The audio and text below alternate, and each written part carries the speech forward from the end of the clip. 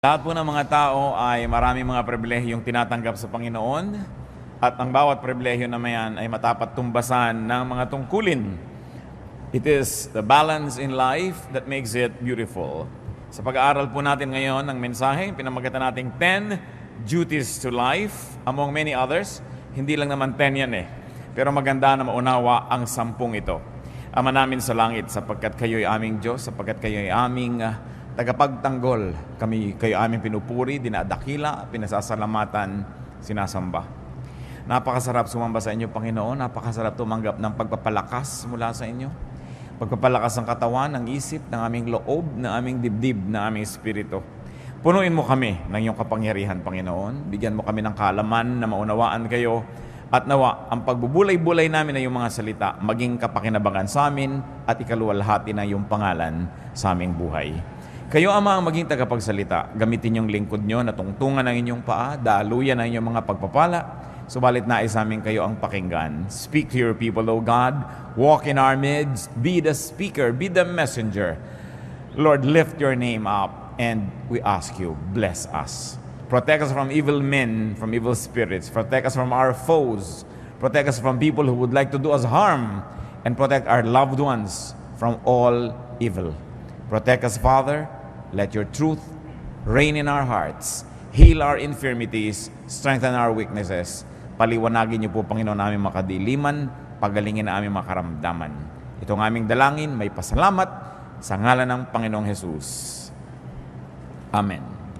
Ang mensahe pong ito, ang totoo ay kakambal ng ating mensaheng naibigay na noon na 10 privileges of life.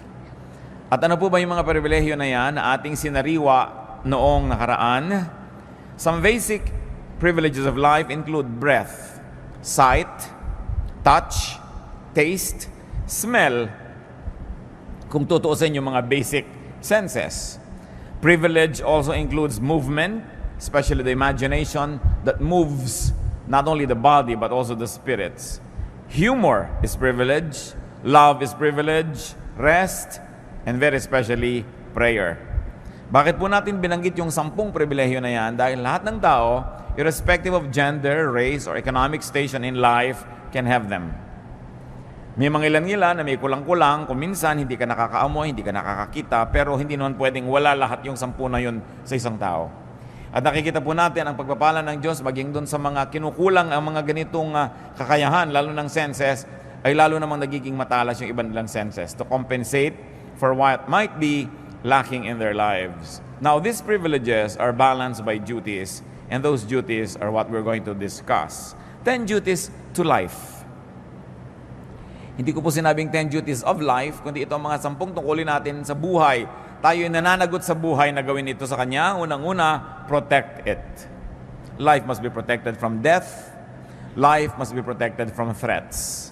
Psalm 64 verse 1, Hear me, O God, as I voice my complaint. Protect my life from the threat of the enemy. Isa po yan na paulit-ulit na tema ng mga panalangin, lalong-lalo sa Old Testament at lalong-lalo sa Psalms, yung panalangin sa Diyos ay ipagtanggol at ipag-adya yung nananalangin mula sa mga kalaban at sa masasamang tao, sa mga nais na kumitil ng buhay o kaya ay magbigay ng panganib. It's a very valid prayer. It's a very good prayer to pray that the Lord protects us. 1 Samuel 21 and 24.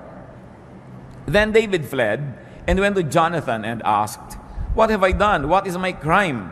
How have I wronged your father that he is trying to take my life? So David hid in the field. Alam po natin ang background niyan, itong tatay ni Jonathan, si King Saul, wanted to kill David because he was threatened by David's anointing from the Lord. At ang ginawa ni David dahil siya gustong patayin ng hari, ay nagtago.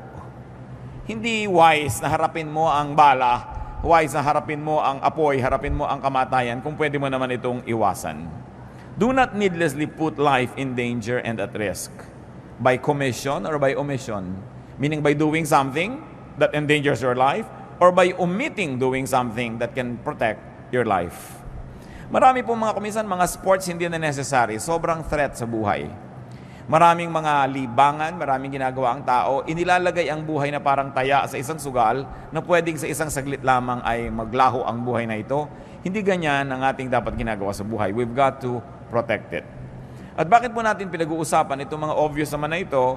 Sapagkat sabi nila, ang paalala ay gamot sa taong nakalilimot. Kung minsan nalilimutan din natin that we are needlessly putting our lives in peril, under threat, in danger. Kahit sa mga bagay na pagpaputok lang kwitis, kuminsan ang buhay mo pala napapanganib. Kuminsan yung hindi pagjejeta sa pagkain ng mga bawal, hindi mapigil-pigilan ng katakawan, yung pala nanganganib na ang kalusugan ng isang tao. Sa pag-neglect na mag-medical check-up, may ipang-papa-medical check-up naman, pero nineneglect, pinapaurong-urong, lumalala ang mga sakit. This is needless dangers that we allow to enter our lives. Another duty to life is to edify it, to lift it up to ever-escalating heights and meaning and value. Hindi tayo nabubuhay para maghanap buhay. Naghahanap buhay tayo para magkaroon ng buhay. Dapat ang paghahanap buhay, isa lang po yan nakasangkapan, props ng buhay, para magkaroon tayo ng kailangan natin na pera o kaya ay kabubuhay para magkaroon ng tunay na buhay. Ang buhay ay hindi hinahayaang mapanis. Yung nandyan na lamang at hindi na umasenso, nabulok na lang, inanay, umatras. Ecclesiastes 1:13, I devoted myself to study and to explore by wisdom all that is done under heaven. So si Solomon, mayaman na, hari na, sinika pa mag-aral. Yung mga iba naman, gumraduate pa lang ng college, sabi, tapos na, ayoko na magbubukas ng notebook ulit kahit buong buhay ko, hindi na ako magbabasa uli ng libro. Ang utak po ng tao, habang ini-stretch, lalong lumalaki. Pero parang sikmura rin yan. Pag palaki ng palaki kinakain mo, palaki ng palaki yung tiyan mo, mas marami ka nakakain. Pero subukan mong konti yung kinakain, lumiliit din yung tiyan nyo, nag-a-adjust. Ganon din yung brain. The more information, the more knowledge you process, the more capable your brain becomes. Pero pag pakonti ng pakonti ang iniisip niyan, pakonti ng pakonti ang mga nilulutas, lumiliit din ang utak. Meron po mga nakakausap tayo sa buhay na nakakabobo. Pag lagi siyang kausap nyo, mabobobo kayo. Meron tayong mga ginagawa na nakakabobo. Pag yun ang ginagawa mo, mabobobo ka. Kaya kailangan lagi kami iniisip na ibang gawin so that your brain will continue to expand. So that it would be enriched with knowledge and therefore with the accompanying wisdom. Luke 12:23. Did we read Ecclesiastes 1:13? I devoted myself to study and to explore by wisdom all that is done under heaven. So, ganun ang ginawa ni Solomon. In Luke 12:23, life is more than food, and the body more than clothes. So, yung katawan, hindi lang yung katawan eh. Yung katawan, instrumento para may marating yung nakatirang espiritu doon. Pag katawan mo lang ang mahalaga sa buhay, you don't get it. That the body is only a tool so that the spirit that lives in it can evolve and can become the great spirit that it is destined to be. So, ganun din yung pagkain, buhay, hindi lang para kumain, ay buhay ka na. Tapos aantay ka ng umaga, pag umaga, antay mong gumabi, pag gabi, inaantay mo mag-umaga, ganun na lang, naubos na lang yung buhay ng papaganon. We've got to go beyond the basics, we've got to go beyond survival level. Kaya kalaban po ng tunay na espiritualidad, ang sobrang karukahan, ang sobrang kahirapan.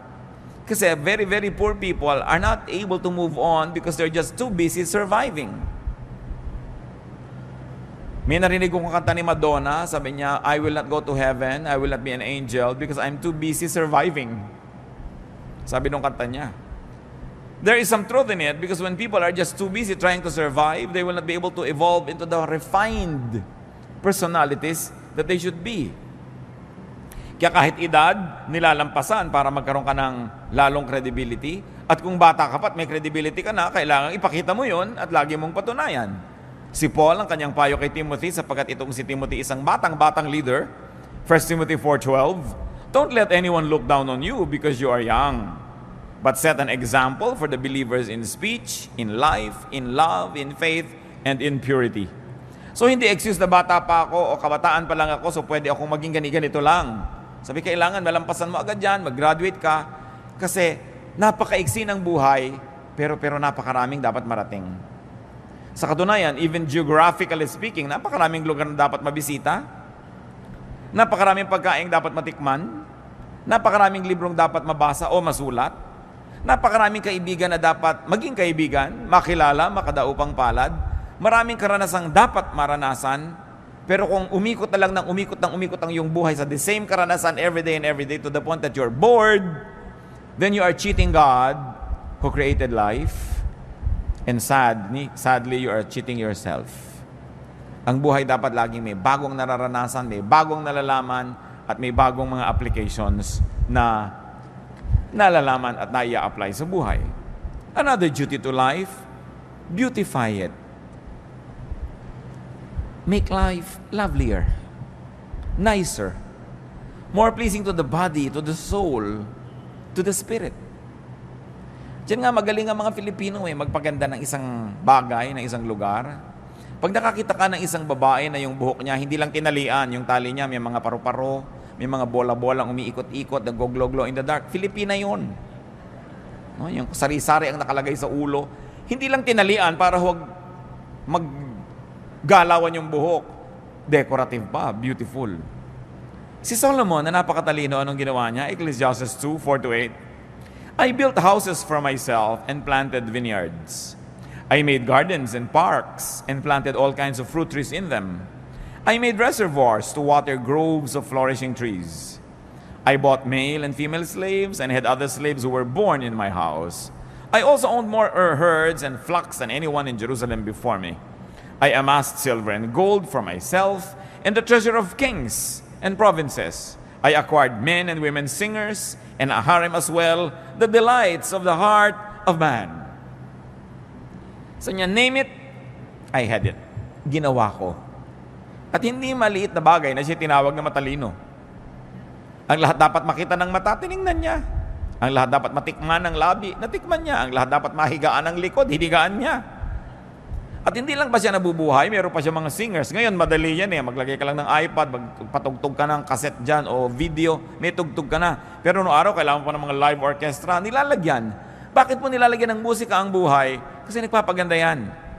Bakit nilalagyan ng kulay ang buhay? Kasi nagpapaganda yan. That's why the eye is able to see many shades of colors. That's why we can appreciate various shades of temperature. Lamig o init. Merong gusto mo kinakain mo na maligamgam, merong gusto mo talagang nagbabaga sa init, merong gusto mong nagyayelo sa lamig.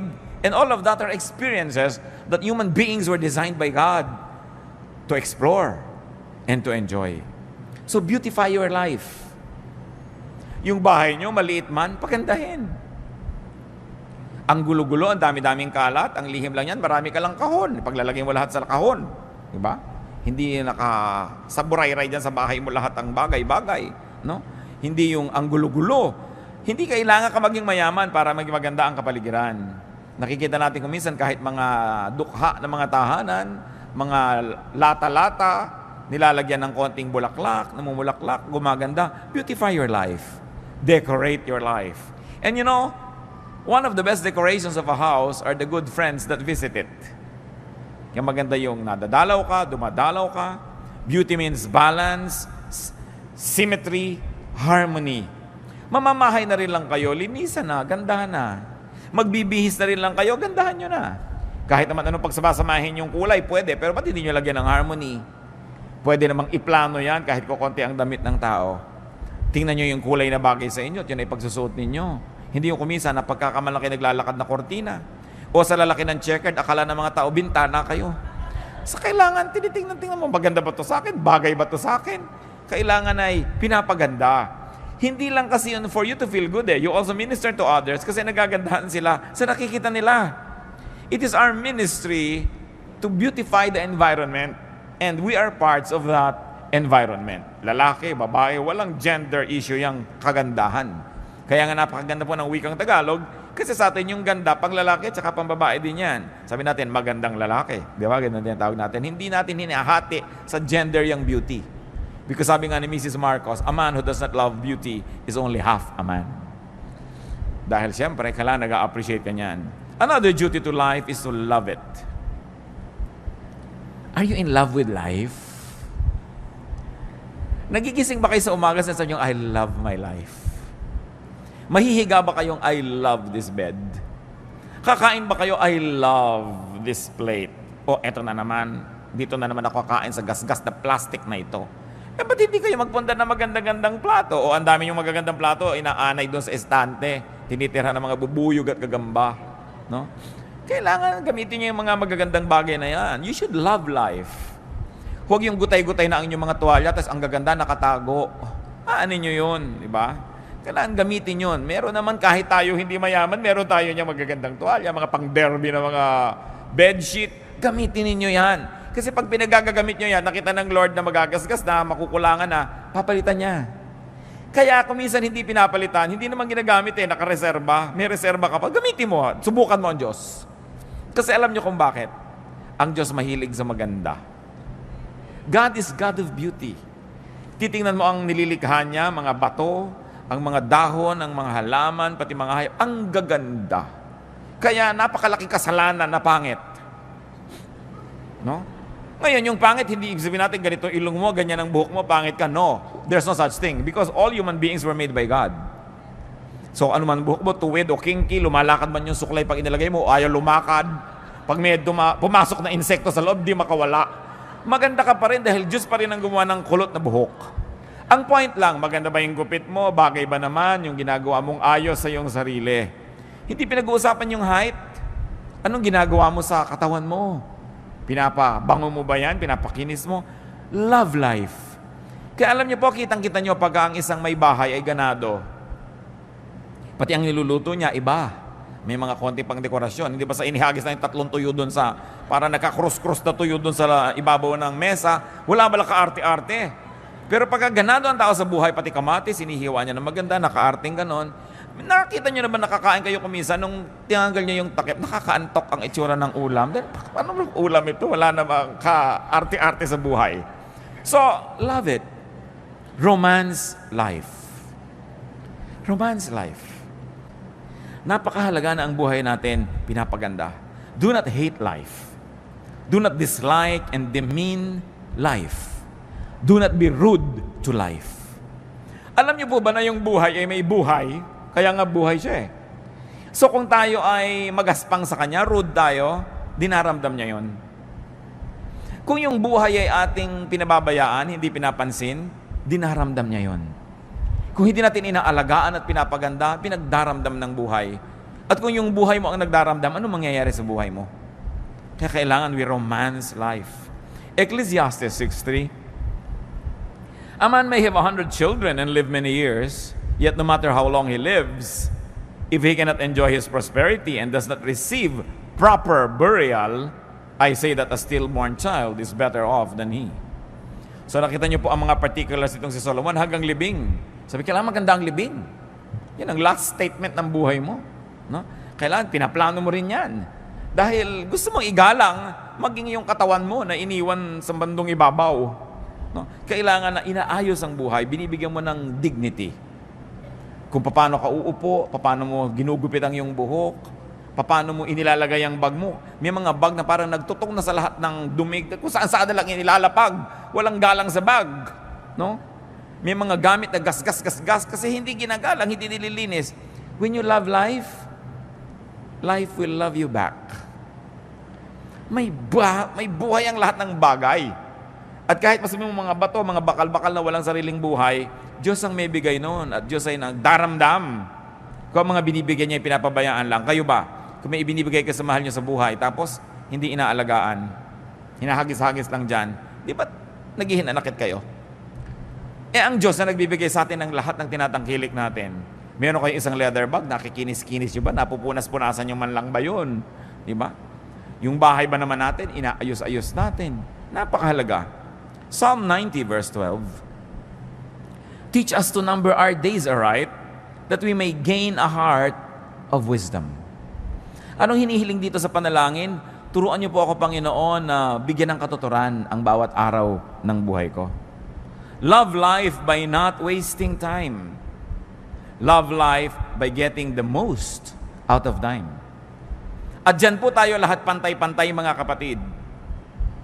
Lahat ng tao, tig to 24 hours a day lamang. Tig 7 days a week. Bakit dumadaan ko minsan isang semestre na merong isang estudyante na magiging 4th year na siya, pero ikaw na isang estudyante, 2nd year ka pa rin, Pareho kayong dinaanan ng semestre na yun, ha? Bakit dumadaan ng mga panahon? 7 taon na yung inyong kapitbahay, may aanihin na siyang atis. Kasi nagtanim siya 7 years ago. Ikaw na walang itinanim, titingin-tingin ka lang sa atis niya. Pareho kayong dinaanan ng 7 taon. Pare-pareho po tayong dadaanan ng 5, 10, 15, 20, so and so on, na mga taon. Pero may nangyayari ba sa mga taon na dumadaan sa ating buhay? Nadadagdagan ba tayo ng kaalaman? Nadadagdagan ba tayo ng wisdom? Mas bumubuti ba ang ating puso? Mas bumabait tayo? Mas rumurunong tayo? Yun ang napakahalagang mangyari sa buhay. Love life and live it. Yung buhay, dapat ipamuhay. Go gladly through the motions of living. Ano ba yung mga motions of living? May mamamatay, may mauospital, may ooperahan, may dadalawin, may mangungutang, may sisingilin, may babayaran, may papakinggan, meron kang sasabihin. These are the motions of life. The activities and the rituals, both great and small, of living. Kakain ka, maghuhugas ka ng plato, mamamalengke ka, ililigpit mo mga pinamili mo. These are the motions of life. Ginagawa nyo lang ba yan dahil dapat gawin? Ginagawa na rin lang mga kapatid, enjoy it. Naghihiwa na rin lang kayo ng manok. Di ba? Alam mo yung nag-enjoy humiwa ng manok, walang nababaling buto sa hita. No? Dahil alam niya kung saan niya hihiwain. In fact, gagawin lang ng kamay niya, bali ang buto. No? Pero yung mga ibang tusok-tusok yung buto, durug-durug, wala yata sa mudang nagputol ng manok na ito. No? By the way, ang galing ng mga Pilipino magputol ng manok, ha? Meron isang batang lumaki sa Amerika nung nagbalik bayan dito, sabi niya, I didn't know that a chicken could be cut up so many pieces. Talagang ganyan dahil maraming kakain. No? Naparami talaga ang manok. Daig ng mga ginang dito sa Pilipinas sa mga surgeon. No? Pagpaparami ng ulam. Pero ayusin mo na yan. Ayusin mo na, dadabog-dabog ka. Enjoy every minute.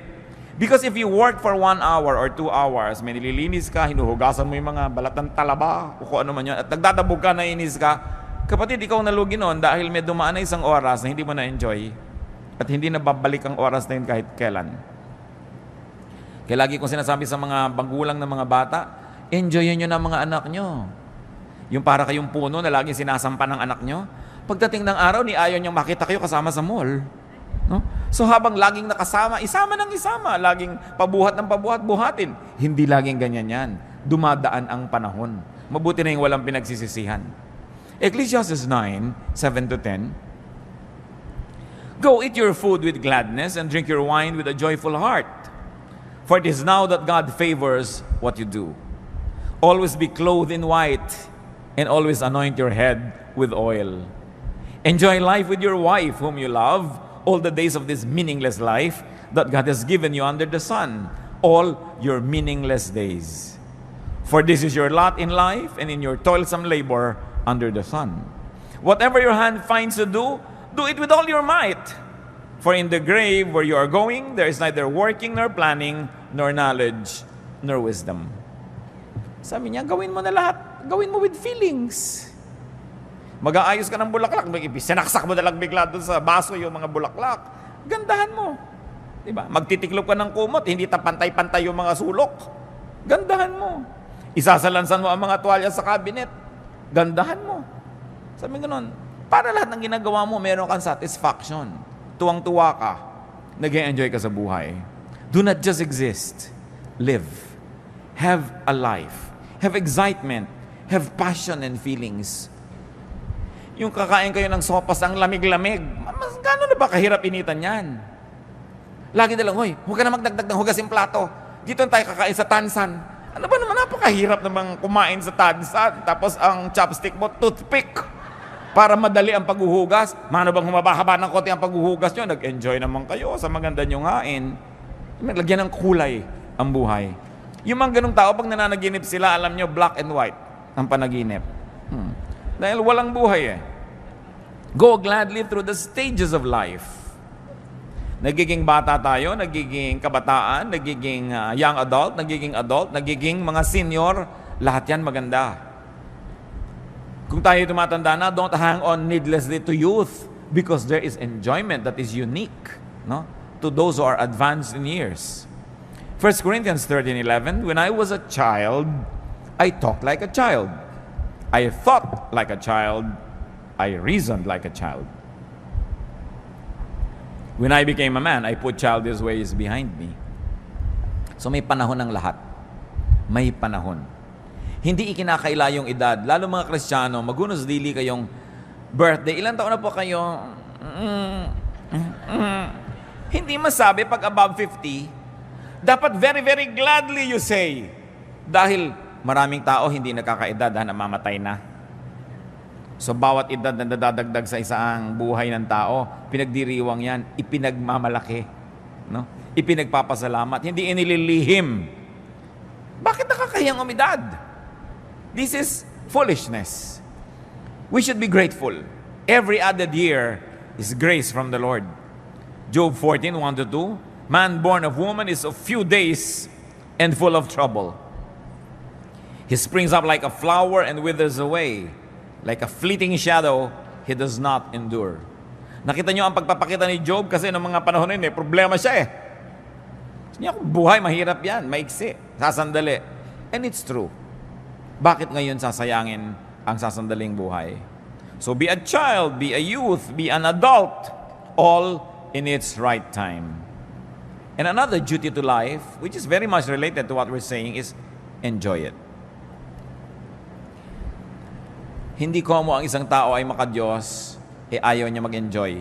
Ito ang dapat ituwid. Akala nyo ba, pag religyoso ka, walang enjoyment. Puro mga parusa sa sarili, puro pag-aayuno, puro pagtitiis, puro pagtitipid. Enjoy life. Ecclesiastes 8:15, so I commend the enjoyment of life. Because nothing is better for a man under the sun than to eat and drink and be glad. Then joy will accompany him in his work all the days of the life God has given him under the sun. Remember, nagsasalita si Solomon na nagtrabaho ha. Sabi niya, I planted vineyards, I made orchards, I made reservoirs, I made houses. Kaya din siya nag-enjoy ng pagkain niya, ng pagpapahinga niya. Pero kung wala kayong ginagawang gano'n, tapos puro enjoyment, hindi rin yan balance. Enjoyment is earned. Ecclesiastes 10:19, a feast is made for laughter, and wine makes life merry. Sabi ganon, magpakasaya kayo. Basta't hindi nyo nililimot ang Diyos. Sabi niya, young man, enjoy your life. Just remember that you will face God and you will give an account. Ibig sabihin, huwag mo kakalimutan na may Diyos. Nag-enjoy ka. It's from God. Pero be responsible for the kind of enjoyment that you have because there's going to be accountability also. Life is far from perfect. Don't cry over spilled milk, sabi nga nila. Marami na siguro kayong gatas na naligwak, juice na natapon. Baka naman hanggang ngayon, ipiniiyak nyo pa, tama na. Merong nasayang, pinanghinayangan nyo sandali, tapos tama na, get on with life. Tama na mga sisihan, tama na ang panghihinayang, yung mga if only, if only, if only. Tanggalin nyo na sa inyong lengguwahe mga kapatid yung if only. Kung natapos ko ang aking pag-aaral. Yung mga ganyan, if only, pinag-aral ako. Hindi ka nga pinag-aral eh. Anong gagawin mo? Magngungungoy-ngoy ka buong buhay. Kung gusto mo, mag-aral ka ngayon. Ngayon, kung hindi, gumawa ka ng ibang magagawa. Huwag ka laging sisihin yung magulang mo. If only mayaman kami. If only 5'10" ang height ko. If only maputi ako. If only ganyan. Walang mangyayari. Palitan natin yung if only ng napakaganda lalong 2 words, next time. Sabi niyo, next time. Kung ikaw ba naman ginawa mo, next time. Dapat ganitong ginawa mo. Tapos na mo, next time, we'll do it. Maganda yan. Dahil meron namang next time eh. Do not wallow in misery. Do not be possessed by regrets. Tama na ang panghihinayang at lalong-lalo na tama na ang pagsisisi, pagsisisihan, paninisi sa kapwa at sa sarili. Do not be possessed by sadness. Do not be possessed by mourning and fear. Because all of this will rob you of your happiness. Kailangan yan, sisitatin natin. Lahat ng mga nasayang na noon, nasayang na, pero habang lagi niyong iniisip, patuloy pa rin nagiging sayang. So dapat ibahin ang attitude. Be free, be reachable, be available. Because the enjoyment of life is usually amplified when it is shared with others. Kaya dapat reachable ka rin. You allow people to reach you and you reach out to people and you're also available. Time is one of the greatest gifts we can give to people and to ourselves. Napaka-importante. Tigilan nyo ng mga kapatid yung may patay, tinatamad kayong pumunta. Pagkatapos ting makikita nyo yung namatayan, 5 taon ang napakanda ulit-ulit, pinapaliwanag nyo pa ba't di kayo nakapunta sa lamay. Diba? Yung may kasal, tinatamad kayong pumunta, pumunta na lang kayo kaysa yung kutakot-takot na excuse ang ibibigay mo, ipinaghinanakit pa nung tao, nung yumaman, di ka nabalatuhan kasi wala ka nung kasalan. No? So, yung mga katamaran ko minsan, naranasan nyo na ba yan na gusto nyong pumunta pero tinatamad kayo? Pero nung nagpunta na kayo, nung pauwi na kayo, you were glad you did it. Because you know you did the right thing. Nakiramay kayo, dumalaw kayo sa may sakit, nakipaglamay kayo sa may patay, nakipaglibing kayo, sumama kayo sa party. Sino nga ba na interesado sa mga debu-debu na yan, nakakaantok na yung 18 roses at 18 candles, gusto mo nang sabay-sabay nyo nang ibigay yan ang matapos? Dahil yun lang naman debut at yung nanay niya nag-e-enjoy, lahat ay bagot na bagot. No? Pero, umaten na rin kayo kung wala rin lang kayong gagawin sa bahay at nagmumukmuk lang kayo doon. Napakaraming kalungkutan nangyayari dahil ang dami nating free time. So, punuin nyo ang buhay nyo ng mga activities. Pagtatanim din yan, yung gumagawa ka ng mabuti, umaattend ka ng mga ganon, pagtatanim yan ng mabuti. Hindi ka man umani, nakapagpasaya ka ng kapwa, natuwa din ang Diyos sa'yo. So, huwag na kayong iwas ng iwas sa mga lakaran. Pag kami mga namamatay na kamag-anak, lalo ang mga magkakapatid, may mga edad at kani-kanyang pamilya, hili-hilian kung sinong pupunta. O ikaw ang pumunta, namatay na si Auntie Kikay. Ikaw na, ako na nagpunta kay Chu Apeng. No, nagtituro-turuan pa. Ba't di na kayo magpunta lahat? Kasi asaya din namang reunion yung lamay eh. No? Pag nandun ka na rin naman, mag-e-enjoy ka na rin. Pero paano ka mag-e-enjoy kung kagalit mo yung hipag mo, kagalit mo yung pinsan mo, kagalit mo yung kaeskwela mo nung grade 6 dahil siya ang naging most cheerful. Naagaw sa iyo ang medalyang lata. So yung mga dapat baggage na yun, ang mga tapusin na yan. Get on with life and enjoy what else remains of it. Another duty to life, multiply it. Paramihin. Physically, life must be multiplied. Utos yan ng Diyos. Genesis 8:17, bring out every kind of living creature that is with you, the birds, the animals, and all the creatures that move along the ground, so they can multiply on the earth and be fruitful and increase upon it. Genesis 9:7, sabi kay Noah, as for you, be fruitful and increase in number, multiply on the earth and increase upon it. So you multiply physically, but very importantly, we multiply essentially. We multiply, magnify the essence of life, the spirit of life. And you multiply life in terms of fruits and production, in terms of works and meaning. Dapat lalong nagkakaroon tayo ng halaga, marami tayong nagagawa, marami tayong napoproduce. Kumisan ay kinakalungkot ko po sa mga Philippine products. 20-30 taon na ang lumipas, itong kaong na ito para ko mabuksan, kailangan ko pang initan sa kalan yung takip niya, makipagtunggali ako sa takip, gumamit ng liyabe, gumamit ng kung ano, para ko makuha yung laman na kaong na lasang preservative. Ang kaong, ang makapuno, ang natadiko ko pare-pareho ng lasa. Walang product development. Napapansin nyo ba yun? Pag pumunta kayo sa Pangasinan, yung bibili nyo yung tupig, o yung bibili nyo diyan na kung ano, nakabalot pa rin sa dyaryo hanggang ngayon. No? So, hindi na ba mai-improve ang packaging yan para maging world-leading o world-class man lang? Bakit walang development na ating mga produkto? Papangit pa nga yung iba, yung dating bukayo na nyog ang nakakain mo ngayon, kusot na yata yung laman. Umaatras pa. Pero alam nyo, sa tao nangyayari rin yan. Ano ba naman itong taong to? Nung huli ko itong makita, wala itong topic, kundi yung asawa niya. 3 years later, asawa pa rin niya ang topic. Wala nang iba. Yung ang repertoire mo, napaka-limited. May mga tao po ganyan, ang 3 lang alam na topic. Ang kanyang asawa, ang kanyang apo, at ang kanyang mataas na blood sugar. Napakalaking pagdurusang makatabi mo ang tao ito kahit saang lupalop ng mundo kasi yun ang topic nyo. Wala nang iba. So pansinin nyo mga kapatid, baka kayo yun. Yung iniiwas-iwasan na kayo ng mga tao dahil pag-uusapan na naman namin ito, yung cholesterol niya. Yung, wala nang alam na topic kundi ganyan. Kailangan pinapalaki ang mundo, pinapalaki ang repertoire, pinapalaki ang performance mo para mas enjoy ang mga tao, mas enjoy ka rin. Isaiah 54:2, enlarge the place of your tent. Stretch your tent curtains wide. Do not hold back lengthen your cords, strengthen your stakes. Ang ganda ng metaphor tungkol sa tent. Ang pinag-usapan yung lubid na humihila doon sa mga gilid ng tent at yung mga tukod niya na nandun sa gitna para huwag matumba yung tent. Sabi, tibayan mo yung tukod, habaan mo yung mga tali, haltakin mo yung mga tent mo. In other words, palakihin mo ang iyong mundo. Kung di nyo ma-spell nung araw yung Mississippi, 20 years later, hindi nyo pa rin ma-spell. May problema kayo sa buhay. Diba? Insecure kayo sa pronunciation ng mga nakikita nyo sa mga French menu sa restaurant. Diba? Hindi nyo alam kung ano ba to, hors d'oeuvres ba ito? Hindi natin alam, hors d'oeuvre pala ito o kung ano man. Ba't di nyo pag-aralan? Kabisohiduhin nyo lang, hindi kayo kailangan magkabisa ng more than 20 French words, mabubuhay na kayo sa restaurant. Diba? Pero lagi na lang, hindi ko alam to i-pronounce, ayokong pag-usapan yung mga bagay na yan. Marami mga Kristiyano hanggang ngayon, akala nila yung Titus Relo. So, paano ba yan? No?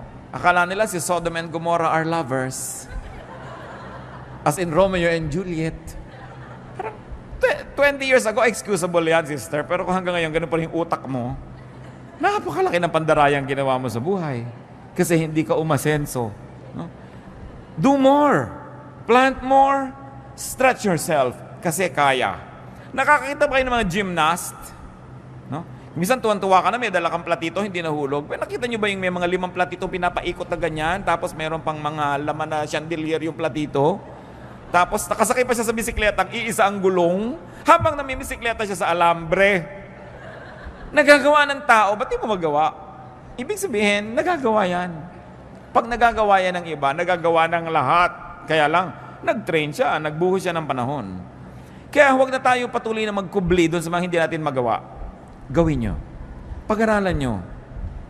Yung mga iba, tumanda na lang, ting merong party sa tabi ng swimming pool, hindi ako marunong lumangoy. Parang 10 years ago, nung reunion natin, di ka na rin marunong lumangoy. 10 taon nang lumipas, di ka wala nag-aral lumangoy.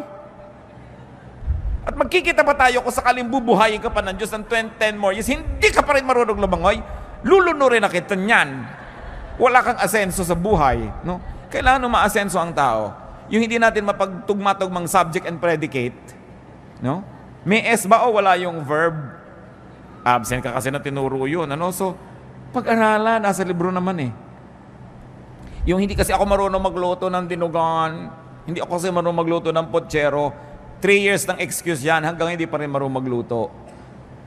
Dapat palakihin ng utak. Another duty to life is to restore it. Life will have pains and sorrow. Life will have mistakes. Life will have falls and damages.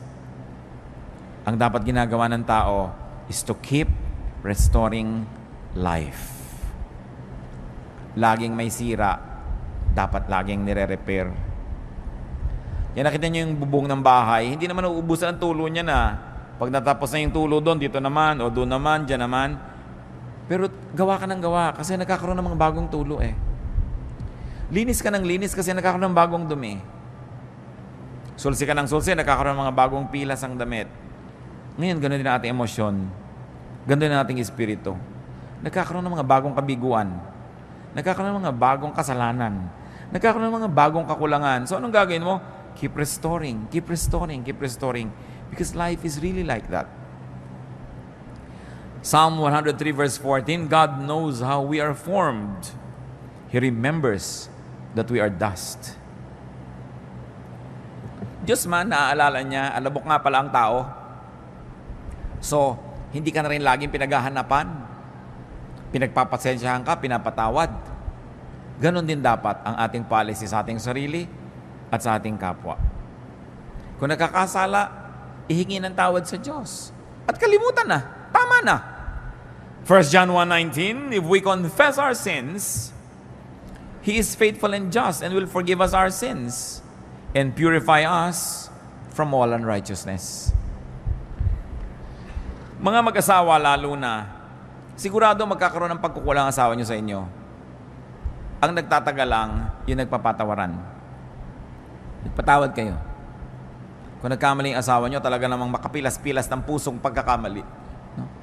Parang gusto niya na talagang uminom ng lason, tumalon sa dagat, pasabugin ng lahat ng granada sa loob ng inyong tiyan, sa sama ng loob nyo. Ano magagawa nyo? Nangyari na. Lalo tumihingi naman ng tawad, patawarin nyo na. At kung pinatawad nyo na, huwag nyo na ungkatin.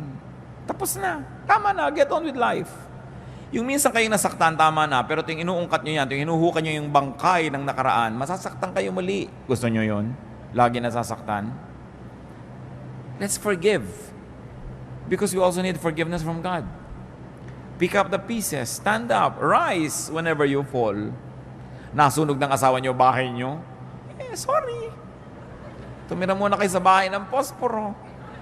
Tupperware na malaki. Anong gagawin nyo? Papatayin nyo siya, di nawala na kayong bahay, nawala pa kayong asawa. Doble nawala. Nangyayari yan eh. Damay-damay tayo. Yung mga mahal mo sa buhay, may gagawin pagkakamali, sinasadya mo o hindi, nadadamay ka. At ganoon din naman eh, may gagawin din tayo, madadamay din yung iba. Part of life. So sabi ni Solomon, be wise. Learn how to live. Kaya sabi niya, enjoy, enjoy, enjoy. Kasi sabi niya, may mga moments, kahit gusto mo, hindi pwede mag-enjoy. May mga moments, gusto mong kumain na masarap, wala kang pera. So pag may pera ka, may gana ka, kumain ka na. Kuminsan naman, may gana ka, wala kang pera. Kuminsan, may pera ka, wala kang gana. Pag nagtagpo yung dalawa, fiesta. Eat. No? Sabi ko noon, pagka nagkataon na masasaya kayo lahat, mag-enjoy kayo, magsaya kayo. Hindi yung eto yung asawa mo, sayaw tayo, darling. Ayoko sumayaw. Mag-aral ka sumayaw. Huwag kang killjoy sa buhay. Ayoko. O kaya, pakakantahin ka, kanta ka. Ayoko. Nung mahawa ka ng mic, ang ika-17 ko po kaawitin. Hindi na maawat. No? Huwag kayo laging pakipot ng pakipot, ayaw sumali. Akala mo mababawasan ng dangal, bababa sa dambana kung gagawa ng mga kabaduyan sa buhay. Do this. Life has so much breadth and width and length that it must be enjoyed. Allow yourself to be restored and allow others to be restored as well. I think one of the great achievements of life is this. How many lives you helped restore? How many lives you allowed to be restored through your cooperation and forgiveness? Yan ang mga medalya ng buhay. Ilan ang nakabangon dahil pinayagan nyo? Ilan ang nakabangon dahil ibinangon ninyo? Napakasayang achievement yan sa buhay. Be changed. Be restored. Be reinvented whenever needed. No? Live the phases of life and live many lives, many roles, many times. Kung meron po tayong mga ugali na nagpapabawa sa atin para ma-appreciate yung life, sabi sa Romans 12:2, be transformed by the renewing of your mind. Kumisa kasi biktima tayo ng maling pagpapalaki. Pero pag na-realize na natin na mali yun, di talikuran natin yung mali na yun, itama natin yung buhay. Lalong-lalo kung may ugali kayong mahirap kayong makasama, may ministration kasi tayo sa kapwa eh. Kuminsan, enjoy na enjoy yung pamilya, nakikita yung mukha nyo pagkahaba-haba. Pati enjoyment nila nababawasan. Ikakasal yung anak nyo, naninimangot kayo dahil ayaw nyo sa manugang nyo. Diba? Hindi naman kayo magwawagi, huwag na kayo nakikipag-contest sa manugang. Hindi kayo magwawagi, promise. So makikooperate na lang kayo. Be wise. No? Kaya napakahalaga na natututo tayo sa mga karanasan ng mga nauna sa atin. Alam nyo na sityabekin ninyo, inaway yung manugang, pati anak niya, nagalit sa kanya, tapos gokopyahin nyo na naman ngayon yun.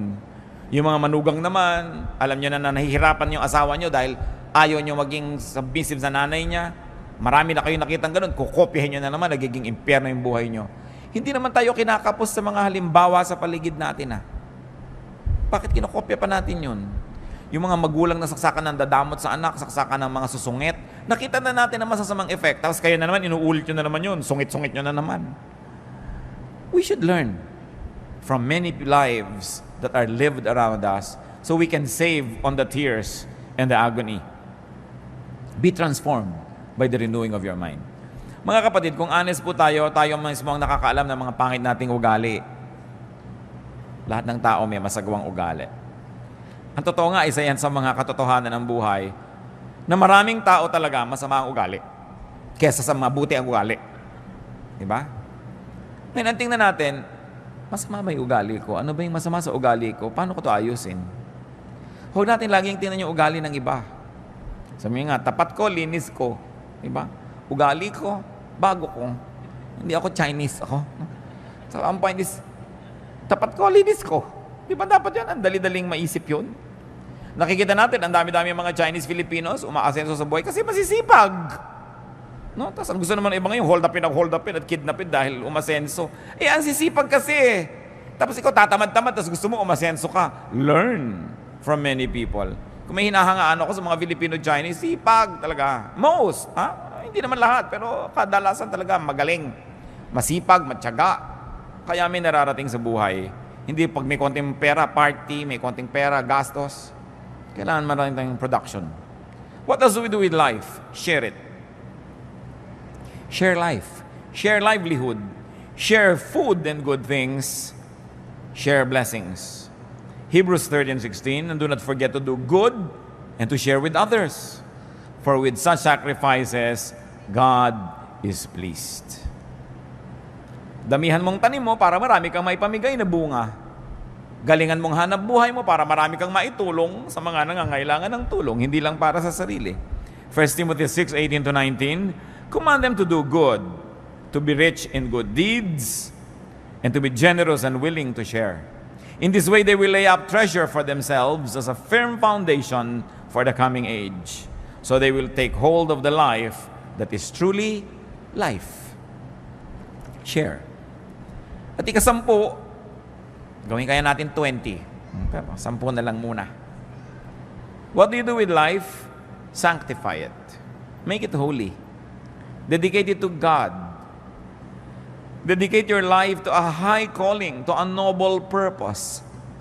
Hindi lang basta mabuhay at mamatay at mailibing, magkaroon ng katuturan sa kaharian ng Diyos. Magkaroon ng halaga sa tingin ng Diyos at ng kapwa. 2 Timothy 2:21, if a man cleanses himself from ignoble use, he will be an instrument for noble purposes, made holy, useful to the master, and prepared to do any good work. Kung ang tao lang daw ay tatalikdan ang walang kakwenta-kwentang uri ng pamumuhay at lilinisin niya ang kanyang sarili mula sa karumihan ng walang kalatoy-latoy na pamumuhay, siya ay gagamitin ng Diyos para doon sa mas mga makabuluhan na uri ng pamumuhay. So there's a cleansing that we must do. There's a departure that we must do from ignoble use. Yung walang kakwenta-kwenta, nagkakaroon ng kwenta kung ating itatalaga sa Diyos. 1 Peter 1:15, but just as He who called you is holy, so be holy in all you do. And Galatians 2:20, the life I live in the body, I live by faith in the Son of God, who loved me and gave Himself for me. 1 Corinthians 10:31, so whether you eat or drink or whatever you do, do it all for the glory of God. Huwag kakalimutan ng Diyos sa equation. So kahit ka pala kumakain, umiinom, nagsapasarap, you can still glorify God. Hindi masama yun. Lalong-lalo kung nagsishare ka. Kakain ka ng masarap, nagsishare ka sa kapwa. Kakain ka sa restaurant, napakasawa kayo buong pamilya, o order ka ng isang putahe, ibigay mo sa waiter, nang iwi niya sa pamilya niya. O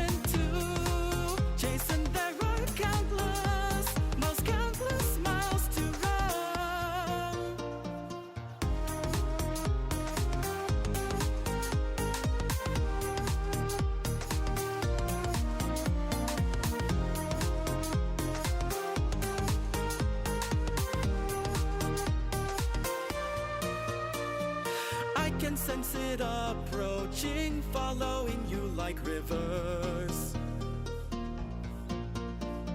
Wherever you go, everything or nothing, we rebuild. It piece by piece, we were destined to chase, and there